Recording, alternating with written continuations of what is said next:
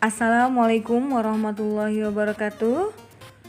Apa kabar semuanya Ananda? Semoga semuanya dalam keadaan sehat dan dalam lindungan Allah. Hari ini kita akan melanjutkan lagi pembelajaran kita mengenai ruang lingkup biologi. Dan hari ini insya Allah kita akan membahas tentang struktur organisasi kehidupan yang dimulai dari tingkat molekul sampai dengan tingkat bioma.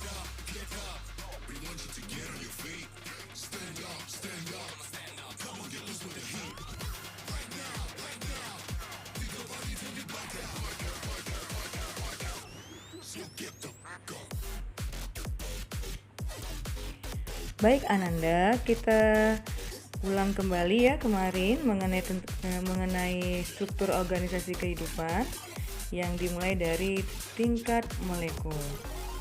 Nah, seperti yang kita ketahui bahwa setiap makhluk hidup yang memiliki inti sel memiliki molekul organik yang berperan mengendalikan struktur dan fungsi setiap sel. Inti sel pada makhluk hidup tentunya mengendalikan dan membawa informasi genetik yang diturunkan. Ananda, untuk tingkat molekul yaitu seperti DNA dan RNA. Sudah kita bahas kemarin bahwa DNA pada makhluk hidup itu bentuknya double helix, sedangkan RNA bentuknya berupa single helix atau tunggal.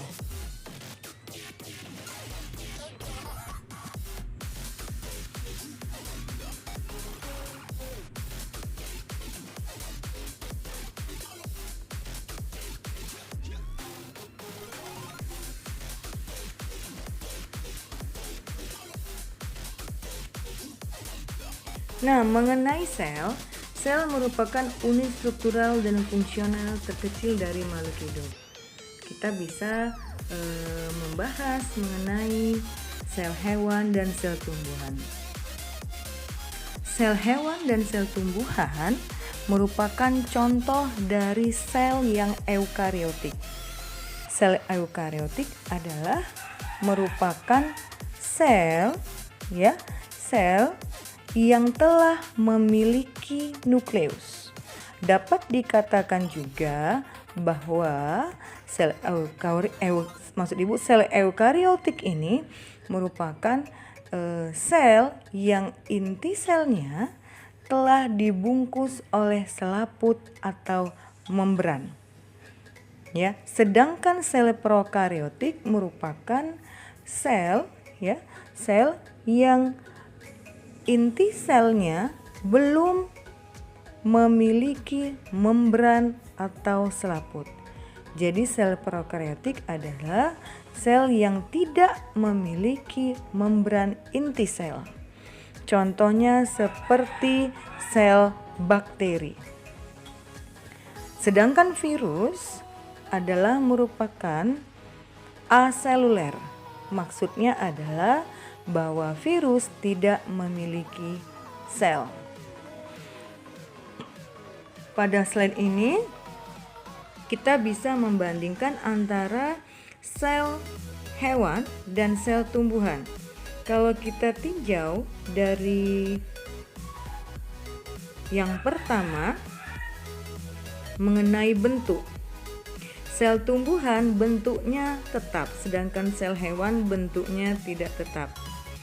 Dinding sel pada sel tumbuhan itu ada, sedangkan pada sel hewan tidak ada. Selanjutnya Ananda, jika Ananda ingin membahas tentang organel kloroplas. Nah, kloroplas itu hanya dimiliki oleh sel tumbuhan. Nah, selanjutnya kloroplas ini mengandung klorofil yang hanya pada sel tumbuhan hijau, sedangkan sel hewan tidak memiliki kloroplas. Kemudian organel berikutnya yaitu vakuola. Pada sel tumbuhan, vakulanya berukuran besar, sedangkan pada sel hewan tidak mempunyai vakola, bahkan kalaupun ada ukurannya kecil. Kemudian sentriol pada sel tumbuhan itu tidak ada, sedangkan pada sel hewan ada. Kemudian zat cadangan pada sel tumbuhan dalam bentuk karbohidrat, sedangkan sel hewan dalam bentuk glikogen. Kemudian juga tadi sudah dibahas ya tentang kariotik ya, sel kariotik tentunya pada sel tumbuhan ada dan juga pada sel hewan. Kemudian mengenai ukuran sel umumnya sel tumbuhan itu lebih besar daripada sel hewan. Sedangkan pada sel hewan umumnya selnya lebih kecil daripada sel tumbuhan. Baik Ananda, kita membahas tentang jaringan.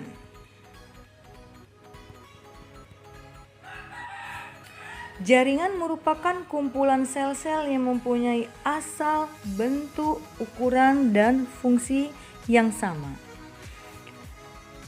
Jaringan pada manusia, misalnya jaringan epitel, jaringan kemudian saraf, kemudian ada jaringan ikat, darah ya, darah itu merupakan jaringan, kemudian ada lagi jaringan otot, ada yang merupakan jaringan otot halus, kemudian otot lurik dan otot jantung.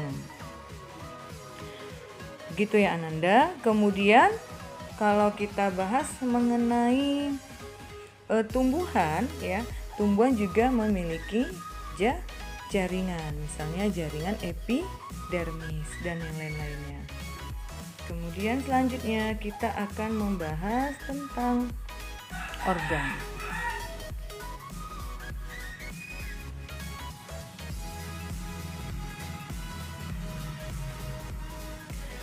Organ adalah merupakan kumpulan jaringan-jaringan yang berfungsi untuk melaksanakan tugas tertentu. Nah, pada slide Anda semua melihat tentang organ jantung ya. Oke Ananda, yang berikutnya kita membahas tentang sistem organ. Apa yang dimaksud dengan sistem organ? Sistem organ merupakan kumpulan beberapa organ yang saling bekerja sama untuk melakukan fungsi yang lebih kompleks. Misalnya ya Ananda, tadi kalau organ jantung akan membentuk sistem peredaran darah. Kemudian kalau paru-paru nanti bersama dengan organ-organ yang lain akan membentuk sistem pernapasan. Kemudian lambung, usus, dan organ-organ yang lainnya akan membentuk sistem pencernaan.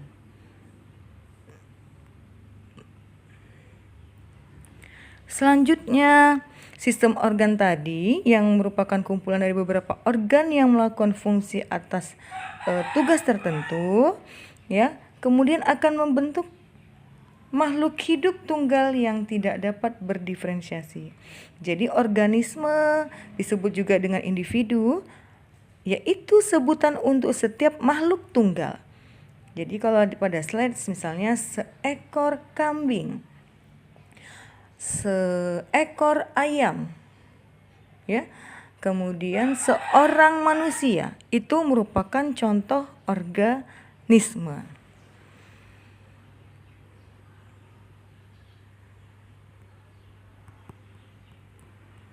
Berikutnya yaitu populasi. Populasi adalah kumpulan organisme atau individu sejenis pada suatu daerah yang sama dalam kurun waktu tertentu. Jadi kalau Ananda melihat ada segerombolan atau sekumpulan dari semut yang berada pada batang pohon misalnya, atau yang sedang berada di katakanlah tanah misalnya, itu adalah merupakan populasi semut. Kalau misalnya Ananda melihat ada banyak sekali tumbuhan padi di sawah ya, khusus kumpulan padi tadi ya, kumpulan padi tadi juga dikatakan juga sebagai populasi padi. Atau bisa juga misalnya katakanlah ayam katakanlah populasi ayam gitu ya, atau populasi yang lainnya. Yang perlu digarisbawahi di sini yaitu harus individu yang sejenis dan kemudian menempati daerah yang sama dan juga kurun waktu yang tertentu.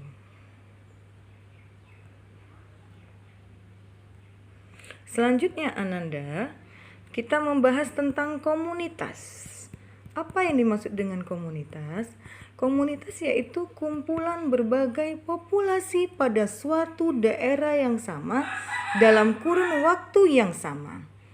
Katakanlah misalnya komunitas sawah atau komunitas hutan, di mana di dalam komunitas tadi, misalnya komunitas sawah, ya, terdapat berbagai populasi, misalnya populasi padi. Nah, kemudian ada populasi, katakanlah populasi katak. Kemudian ada lagi misalnya populasi katakanlah ular misalnya ya, atau misalnya populasi yang ada lagi di sawah banyak ya, seperti populasi burung misalnya. Kemudian populasi hewan-hewan dan kemudian ataupun tumbuhan-tumbuhan lain ya, di mana daerah tersebut sama ya, di mana berbagai populasi tadi menempati daerah yang sama dan menempati dalam kurun waktu yang sama. Begitu juga dengan komunitas yang lainnya ya. Silakan Ananda cari lagi contoh-contoh komunitas.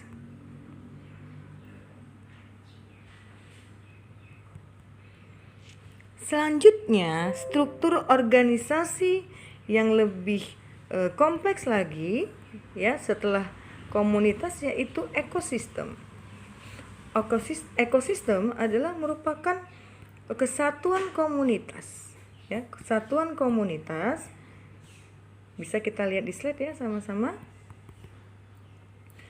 Kesatuan komunitas dan lingkungan hidupnya yang saling berinteraksi dan membentuk hubungan timbal balik. Ananda bisa mengambil contoh seperti ekosistem hutan, ya, kemudian ekosistem sungai, ekosistem pantai, ekosistem terumbu karang, dan ekosistem yang lainnya. Silakan Ananda bisa lihat di contoh-contoh yang lainnya.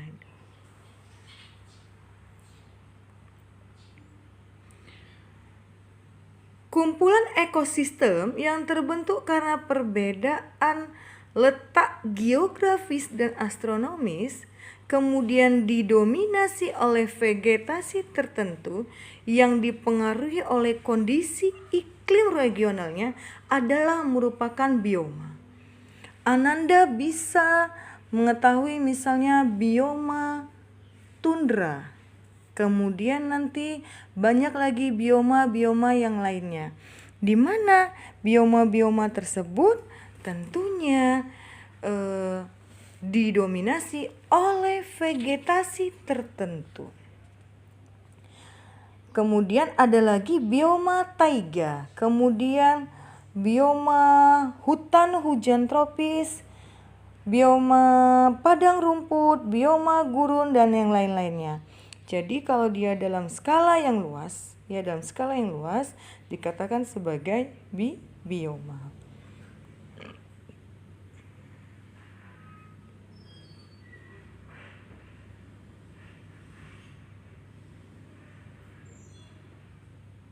Nah, kemudian kita melihat permasalahan objek biologi ya Ananda, yang dimulai dari tingkat molekul, misalnya adanya penyakit anemia sel sabit.